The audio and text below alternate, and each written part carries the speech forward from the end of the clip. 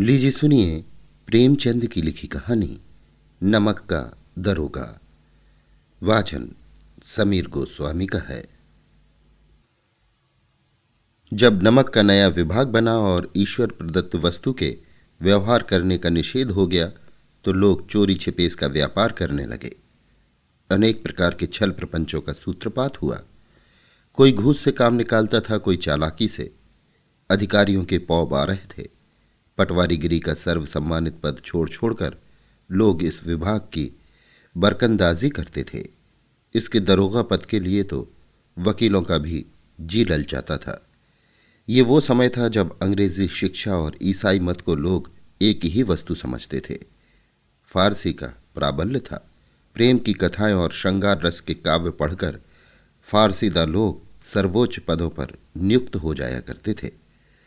मुंशी वंशीधर भी जुलेखा की विरह कथा समाप्त करके सीरी और फरहाद के प्रेम वृतांत को नल और नील की लड़ाई और अमेरिका के आविष्कार से अधिक महत्व की बातें समझाते हुए रोजगार की खोज में निकले। उनके पिता एक अनुभवी पुरुष थे। समझाने लगे, बेटा घर की दुर्दशा देख रहे हो, ऋण के बोझ से दबे हुए हैं। लड़कियां हैं, वे घास फूस की तरह बढ़ती चली जाती हैं। मैं कगारे पर का वृक्ष हो रहा हूं, न मालूम कब गिर पड़ूं। अब तुम ही घर के मालिक मुख्तार हो। नौकरी में ओहदे की ओर ध्यान मत देना, ये तो पीर का मजार है। निगाह चढ़ावे और चादर पर रखनी चाहिए। ऐसा काम ढूंढना जहां कुछ ऊपरी आय हो। मासिक वेतन तो पूर्णमासी का चांद है, जो एक दिन दिखाई देता है और घटते घटते लुप्त हो जाता है। ऊपरी आय बहता हुआ स्रोत है, जिससे सदैव प्यास बुझती है। वेतन मनुष्य देता है, इसी से उसमें वृद्धि नहीं होती। ऊपरी आमदनी ईश्वर देता है, इसी से उसकी बरकत होती है। तुम स्वयं विद्वान हो, तुम्हें क्या समझाऊं। इस विषय में विवेक की बड़ी आवश्यकता है। मनुष्य को देखो, उसकी आवश्यकता को देखो और अवसर को देखो। उसके उपरांत जो उचित समझो करो। गरज वाले आदमी के साथ कठोरता करने में लाभ ही लाभ है, लेकिन बेगरज को दांव पर पाना जरा कठिन है। इन बातों को निगाह में बांध लो, ये मेरी जन्म भर की कमाई है। इस उपदेश के बाद पिताजी ने आशीर्वाद दिया। वंशीधर आज्ञाकारी पुत्र थे। ये बातें ध्यान से सुनी और तब घर से चल खड़े हुए। इस विस्तृत संसार में उनके लिए धैर्य अपना मित्र, बुद्धि अपनी पथ प्रदर्शक और आत्मावलंबन ही अपना सहायक था। लेकिन अच्छे शकुन से चले थे। जाते ही जाते नमक विभाग के दरोगा पद पर प्रतिष्ठित हो गए। वेतन अच्छा और ऊपरी आय का तो ठिकाना ही न था। वृद्ध मुंशी जी को सुख संवाद मिला तो फूले न समाये। महाजन कुछ नरम पड़े। कलवार की आशालता लहलहाई। पड़ोसियों के हृदय में शूल उठने लगे। जाड़े के दिन थे और रात का समय। नमक के सिपाही चौकीदार नशे में मस्त थे। मुंशी वंशीधर को यहां आए अभी 6 महीने से अधिक न हुए थे, लेकिन इस थोड़े समय में ही उन्होंने अपनी कार्यकुशलता और उत्तम आचार से अफसरों को मोहित कर लिया था। अफसर लोग उन पर बहुत विश्वास करने लगे। नमक के दफ्तर से 1 मील पूर्व की ओर जमुना बहती थी। उस पर नावों का एक पुल बना हुआ था। दरोगा जी किवाड़ बंद किए मीठी नींद सो रहे थे। अचानक आंख खुली तो नदी के प्रवाह की जगह गाड़ियों की गड़गड़ाहट तथा मल्लाहों का कोलाहल सुनाई दिया। उठ बैठे। इतनी रात गए गाड़ियां क्यों नदी के पार जाती हैं? अवश्य कुछ न कुछ गोलमाल है। तर्क ने भ्रम को पुष्ट किया। वर्दी पहनी, तमंचा जेब में रखा और रात की बात में घोड़ा बढ़ाए हुए पुल पर आ पहुंचे। गाड़ियों की एक लंबी कतार पुल के पार जाती देखी। डांट कर पूछा, किसकी गाड़ियां हैं? थोड़ी देर तक सन्नाटा रहा। आदमियों में कानाफूसी हुई। तब आगे वाले ने कहा, पंडित अलोपी दीन की। कौन पंडित अलोपी दीन? दातागंज के। मुंशी वंशीधर चौंके। पंडित अलोपी दीन इस इलाके के सबसे प्रतिष्ठित जमींदार थे। लाखों रुपए का लेन देन करते थे। इधर छोटे से बड़े कौन ऐसे थे जो उनके ऋणी न हों। व्यापार भी बड़ा लंबा चौड़ा था। बड़े चलते पुर्जे आदमी थे। अंग्रेज अफसर उनके इलाके में शिकार खेलने आते और उनके मेहमान होते। 12 मास सदा व्रत चलता था। मुंशी ने पूछा, गाड़ियां कहाँ जाएंगी? उत्तर मिला, कानपुर। लेकिन इस प्रश्न पर कि इनमें क्या है, सन्नाटा छा गया। दरोगा साहब का संदेह और भी बढ़ा। कुछ देर तक उत्तर की बाट देखकर वो जोर से बोले, क्या तुम सब गूंगे हो गए हो? हम पूछते हैं इनमें क्या लदा है। जब इस बार भी कोई उत्तर न मिला तो उन्होंने घोड़े को एक गाड़ी से मिलाकर बोरे को टटोला। भ्रम दूर हो गया। ये नमक के डेले थे। पंडित अलोपीदीन अपने सजीले रथ पर सवार कुछ सोते कुछ जागते चले आते थे। अचानक कई गाड़ी वालों ने घबराए हुए आकर जगाए और बोले, महाराज, दरोगा जी ने गाड़ियां रोक दी हैं और घाट पर आपको खड़े बुलाते हैं। पंडित अलोपीदीन का लक्ष्मी जी पर अखंड विश्वास था। वो कहा करते थे कि संसार का तो कहना ही क्या, स्वर्ग में भी लक्ष्मी का ही राज्य है। उनका ये कहना यथार्थ ही था। न्याय और नीति सब लक्ष्मी के ही खिलौने हैं। इन्हें वो जैसे चाहती है नचाती है। लेटे ही लेटे गर्व से बोले, चलो हम आते हैं। ये कहकर पंडित जी ने बड़ी निश्चिंतता से पान की बीड़ी लगाकर खाए। फिर लिहाफ ओढ़े हुए दरोगा के पास आकर बोले, बाबूजी आशीर्वाद। कहिए, हमसे ऐसा कौन सा अपराध हुआ है कि गाड़ियां रोक दी गई? हम ब्राह्मणों पर तो आपकी कृपा दृष्टि रहनी चाहिए। वंशीधर रुखाई से बोले, सरकारी हुक्म। पंडित अलोपीदीन ने हंसकर कहा, हम सरकारी हुक्म को नहीं जानते, ना सरकार को। हमारी सरकार तो आप ही है। हमारा और आपका तो घर का मामला है। हम कभी आपसे बाहर हो सकते हैं? आपने व्यर्थ कष्ट उठाया। ये नहीं हो सकता कि इधर से जाएं और इस घाट के देवता को भेंट न चढ़ावें। मैं तो आपकी सेवा में स्वयं ही आ रहा था। वंशीधर पर ऐश्वर्य की मोहनी वंशी का कुछ प्रभाव न पड़ा। ईमानदारी की नई उमंग थी।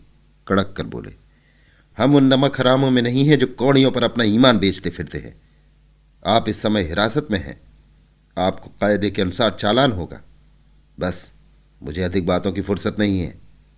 जमादार बदलू सिंह, तुम इन्हें हिरासत में ले चलो। मैं हुक्म देता हूं।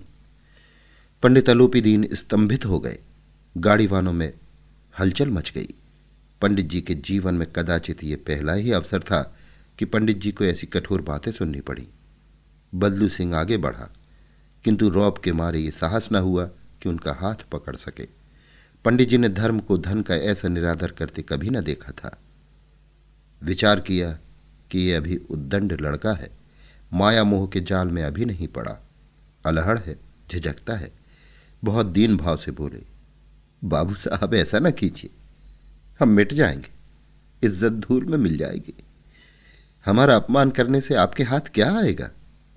हम किसी तरह आपसे बाहर थोड़े ही हैं। वंशीधर ने कठोर स्वर में कहा, हम ऐसी बातें नहीं सुनना चाहते। अलोपीदीन ने जिस सहारे को चट्टान समझ रखा था वो पैरों के नीचे खिसकता हुआ मालूम हुआ। स्वाभिमान और धन ऐश्वर्य की कड़ी चोट लगी, किंतु अभी तक धन की सांख्यिक शक्ति का पूरा भरोसा था। अपने मुख्तार से बोले, लाला जी, 1000 के नोट बाबू साहब की भेंट करो। आप इस समय भूखे सिंह हो रहे हैं।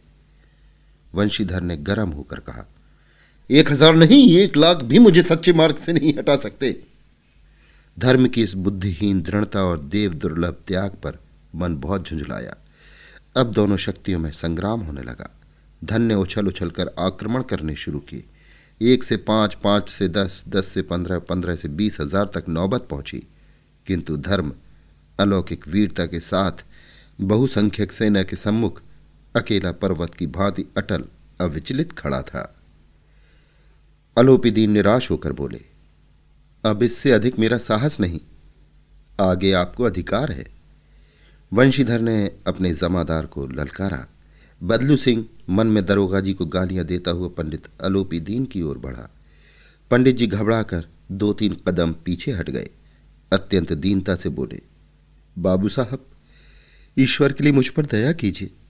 मैं 25,000 पर निपटारा करने को तैयार हूं। असंभव बात है। 30,000 पर? किसी तरह भी संभव नहीं। क्या 40,000 पर भी नहीं? 40,000 नहीं, 40 लाख पर भी असंभव है। बदलू सिंह, इस आदमी को हिरासत में ले लो। अब मैं एक शब्द भी नहीं सुनना चाहता। धर्म ने धन को पैरों तले कुचल डाला। अलोपी दीन ने एक हष्ट पुष्ट मनुष्य को हथकड़ियां लिए हुए अपनी तरफ आते देखा। चारों ओर निराश और कातर दृष्टि से देखने लगे। इसके बाद मूर्छित होकर गिर पड़े। दुनिया सोती थी पर दुनिया की जीभ जागती थी। सवेरे देखिए तो बालक वृद्ध सबके मुंह से यही बात सुनाई देती थी। जिसे देखिए वही पंडित जी के इस व्यवहार पर टीका टिप्पणी कर रहा था। निंदा की बौछारें हो रही थी। मानो संसार से अब पापी का पाप कट गया। पानी को दूध के नाम से बेचने वाला ग्वाला, कल्पित रोज नामचे भरने वाले अधिकारी वर्ग, रेल में बिना टिकट सफर करने वाले बाबू लोग, जाली दस्तावेज बनाने वाले सेठ और साकार, ये सब के सब देवताओं की भांति गर्दनें चला रहे थे।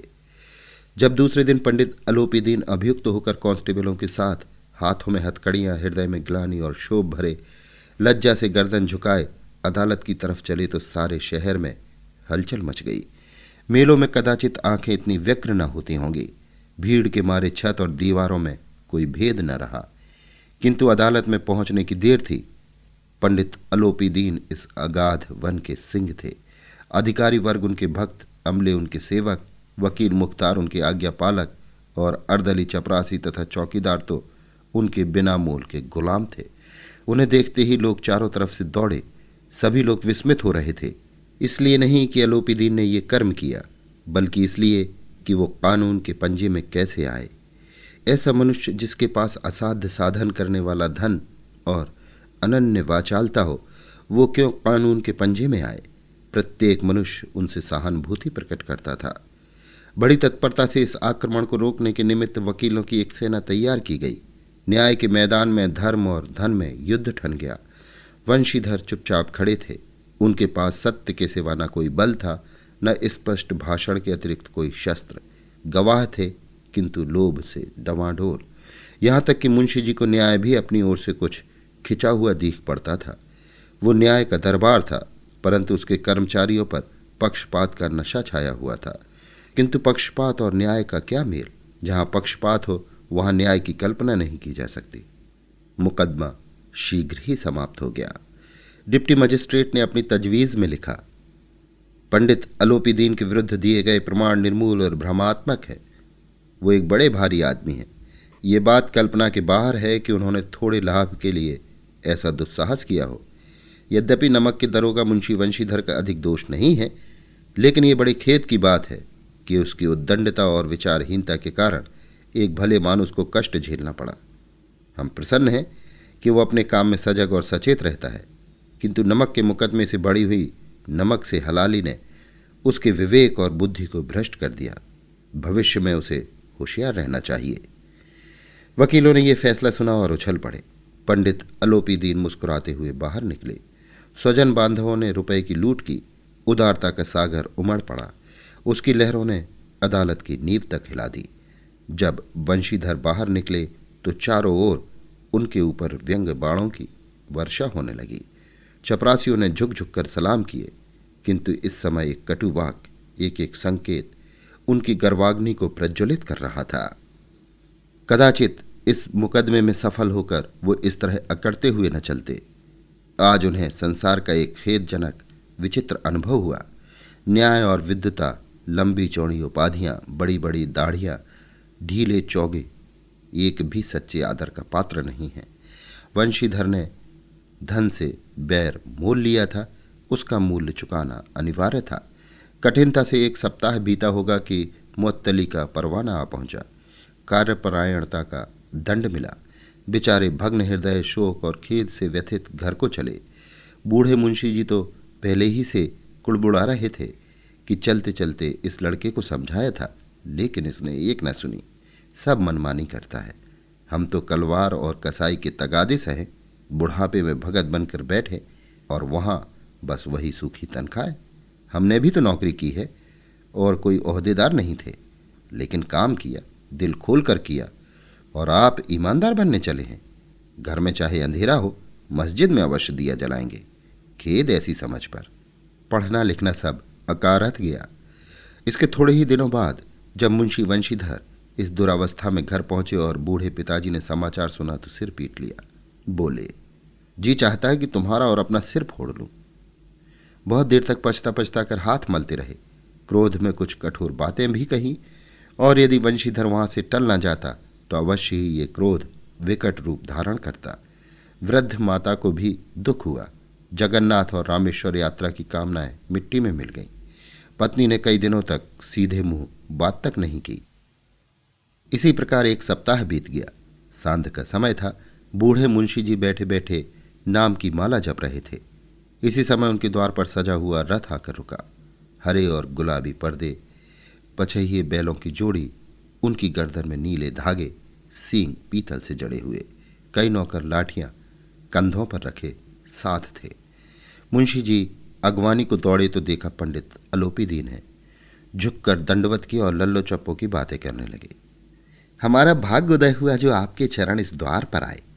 आप हमारे पूज्य देवता हैं। आपको कौन सा मुंह दिखावें? मुंह में तो कालिख लगी हुई है, किंतु क्या करें, लड़का अभागा कपूत है, नहीं तो आपसे क्या मुंह छिपाना पड़ता। ईश्वर ने संतान चाहे रखे, पर ऐसी संतान न दे। अलोपी दीन ने कहा, नहीं भाई साहब, ऐसा न कहिए। मुंशी जी ने चकित होकर कहा, ऐसी संतान को और क्या कहूं?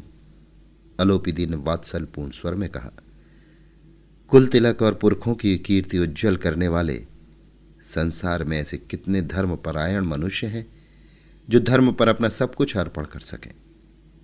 पंडित अलोपी दीन ने वंशीधर से कहा, दरोगा जी, इसे खुशामद न समझिए। खुशामद करने के लिए मुझे इतना कष्ट उठाने की जरूरत न थी। उस रात को आपने अपने अधिकार बल से अपनी हिरासत में लिया था, किंतु आज मैं स्वेच्छा से आपकी हिरासत में आया हूं। मैंने हजारों रईस और अमीर देखे, हजारों उच्च पदाधिकारियों से काम पड़ा, किंतु परास्त किया तो आपने।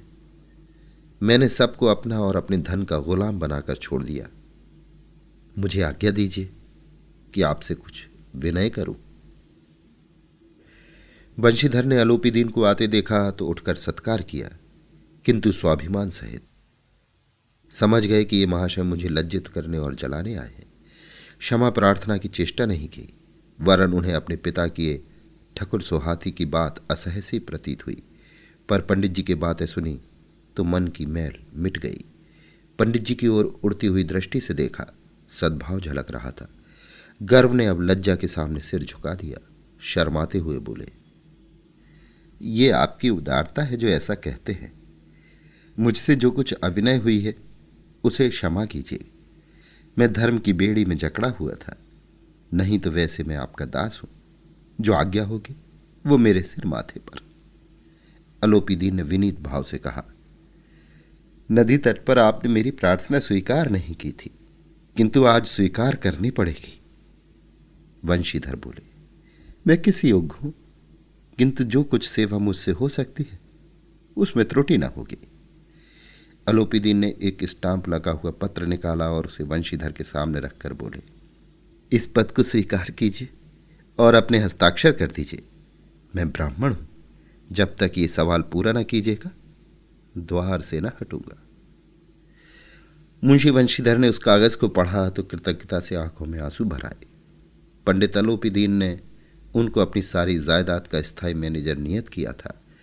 6,000 वार्षिक वेतन के अतिरिक्त रोजाना खर्च अलग, सवारी के लिए घोड़ा, रहने को बंगला, नौकर चाकर मुफ्त। कंपित स्वर में बोले, पंडित जी, मुझ में इतनी सामर्थ्य नहीं है कि आपकी उदारता की प्रशंसा कर सकूं, किंतु ऐसे उच्च पद के योग्य नहीं हूं। अलोपी दीन हंसकर बोले, मुझे इस समय एक अयोग्य मनुष्य की ही जरूरत है। वंशीधर ने गंभीर भाव से कहा, यो मैं आपका दास हूं। आप जैसे कीर्तिवान सज्जन पुरुष की सेवा करना मेरे लिए सौभाग्य की बात है, किंतु मुझ में न विद्या है, न बुद्धि, न वो स्वभाव जो इन त्रुटियों की पूर्ति कर देता है। ऐसे महान कार्य के लिए एक बड़े मर्मज्ञ अनुभवी मनुष्य की जरूरत है। अलोपी दीन ने कलमदान से कलम निकाली और उसे वंशीधर के हाथ में देकर बोले, ना मुझे विद्वता की चाह है, ना अनुभव की, ना मर्मज्ञता की, ना कार्यकुशलता की। इन गुणों के महत्व को खूब पा चुका हूं। अब सौभाग्य और सुअवसर ने मुझे वो मोती दिया जिसके सामने योग्यता और विद्वता की चमक फीकी पड़ जाती है। ये कलम लीजिए, अधिक सोच विचार न कीजिए, दस्तखत कर दीजिए। परमात्मा से यही प्रार्थना है कि वो आपको सदैव वही नदी किनारे वाला बेमुरव्वत, उद्दंड, कठोर परंतु धर्मनिष्ठ दरोगा बनाए रखे। वंशीधर की आंखें डबडबा आईं। हृदय के संकुचित पात्र में इतना एहसान न समा सका। एक बार फिर पंडित जी की ओर भक्ति और श्रद्धा की दृष्टि से देखा और कांपते हुए हाथ से मैनेजरी के कागज पर हस्ताक्षर कर दिए। अलोपीदीन ने प्रफुल्लित होकर उन्हें गले लगा लिया। अभी आप सुन रहे थे प्रेमचंद की लिखी कहानी नमक का दरोगा। वाचन समीर गोस्वामी का था।